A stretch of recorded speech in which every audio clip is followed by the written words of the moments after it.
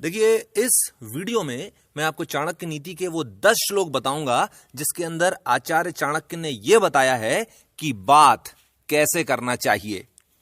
सबसे पहली चीज, किसी भी काम को अगर आपने करने की सोची है तो फिर आपको उस काम को कर देना चाहिए, बताना नहीं चाहिए कि मैं ये करने वाला हूं। क्योंकि बताने का सबसे बड़ा नुकसान यह होता है कि अगर कोई व्यक्ति चाहता है कि वो काम ना हो तो वो उसके अंदर अड़ंगा लगा देता है। इसका एक एग्जाम्पल समझ लीजिए, आपने मूवीज वगैरह देखी होंगी और उसके अंदर होता यह है कि हीरो की माँ या बाप या बहन या भाई ये विलेन के सामने जाकर बोल देते हैं कि रुक जाओ, मैं अभी के अभी इस बात की पुलिस में कंप्लेंट करूंगा। और विलेन क्या करता है? विलेन वो करता है जो कि उचित होता है। दूसरी चीज, अपने से ज्यादा ताकतवर व्यक्ति से विनम्रता पूर्वक, जो अपने से कमजोर हैं उन पर थोड़ा दबाव बनाकर, और जो अपने जितने ही ताकतवर हैं उनसे विनम्रता पूर्वक दबाव बनाकर बात करना चाहिए।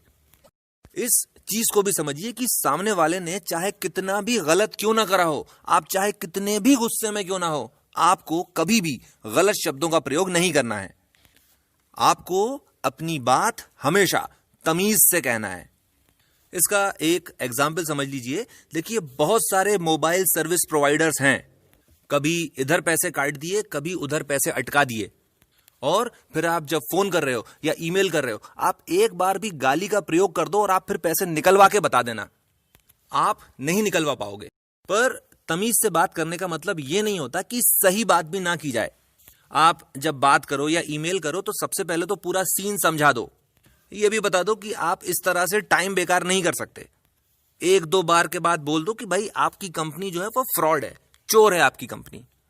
और एक दो बार के बाद आप उनसे बोल दो कि भाई मैं आपका मामला जो है वो कंज्यूमर फोरम में रिपोर्ट कर रहा हूं, और साथ ही साथ आपको बोनस ये देता हूं कि जब तक जिंदा रहूंगा फ्री में आपकी मार्केटिंग करता रहूंगा कि इस कंपनी से कुछ भी सामान मत खरीदना, इस कंपनी में कस्टमर सर्विस है ही नहीं।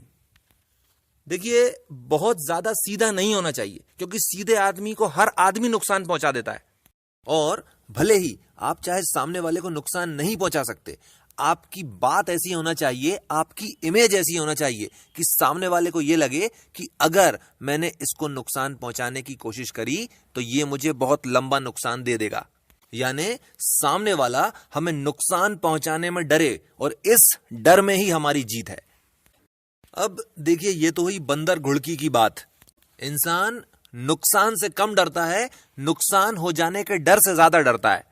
हम इस तरह से बात इसलिए कर रहे हैं, हम इस तरह की इमेज इसलिए क्रिएट कर रहे हैं ताकि सामने वाला हमें नुकसान पहुंचाने से डरे। पर अगर किसी के बारे में सोच लिया कि इसको तो नुकसान पहुंचाना है, तो उसको कभी भी मत बोलो कि मैं ये कर दूंगा या कि फिर मैं वो कर दूंगा।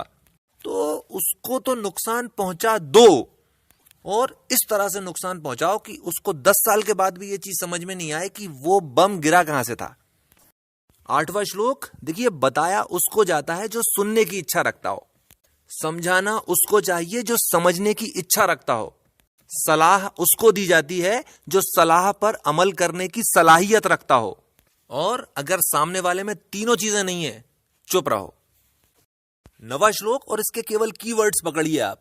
मूर्ख, दुष्ट और दुखी, ये 3 तरह के लोगों से हमेशा बचना चाहिए। देखिए, मूर्ख व्यक्ति की खासियत यह होती है कि वो ज्ञान पाकर और भी ज्यादा मूर्ख हो जाता है। आप उसे न्यूक्लियर साइंस सिखाओ और वो न्यूक्लियर रिएक्टर नहीं बनाएगा, वो न्यूक्लियर वेपन बनाएगा। दूसरी चीज, किसी दुष्ट को ज्ञान दो कि भाई उनकी पत्नी को वापस कर दो, खानदान खत्म हो जाएगा, वो तुम्हें बाहर निकाल देगा। और तीसरा बंदा वो जो हमेशा रोता ही रहता हो, इस बंदे से हमेशा दूरी बना के रखना चाहिए, वो तुम्हारी थिंकिंग भी अपने जैसी बना देगा। तो भले ही आप चाहे कितने भी ज्ञानी क्यों ना हो, अगर आप इन 3 तरह के लोगों से मिलना जुलना करते हो तो आपको कष्ट उठाना पड़ेगा। अब ये तो हुई एक चीज, पर देखिए ऐसा भी होता है कि हम कहते हैं कि भले ही चाहे वो मूर्ख है, दुष्ट है या दुखी है, पर है तो मेरा दोस्त, उसको इस हालत में कैसे छोड़ दूं।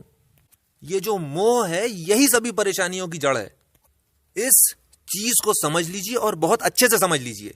अपने फायदे के बारे में सोचना कोई बुरी बात नहीं होती।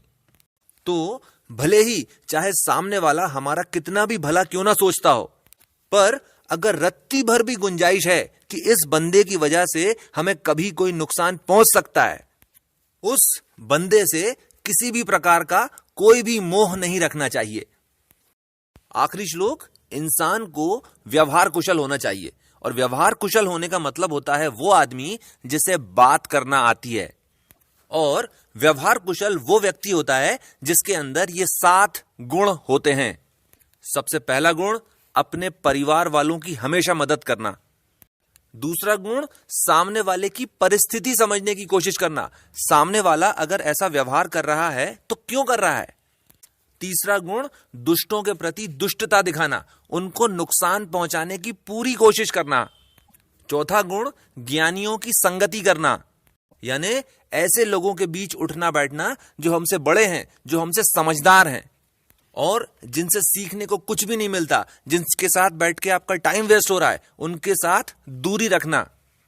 पांचवा गुण, माता पिता और गुरु के साथ सहनशीलता से पेश आना, कुछ भी कहें चुपचाप सुन लेना। छठा गुण, कैसी भी बुरी परिस्थिति आ जाए कभी भी अपना धीरज नहीं छोड़ना, कभी भी हिम्मत नहीं हारना। और सातवां गुण, औरतों से समझदारी से बात करना। जरा समझदारी को समझ लीजिए, बहुत ज्यादा सोचने और समझने के बाद चुप रह जाना समझदारी होती है।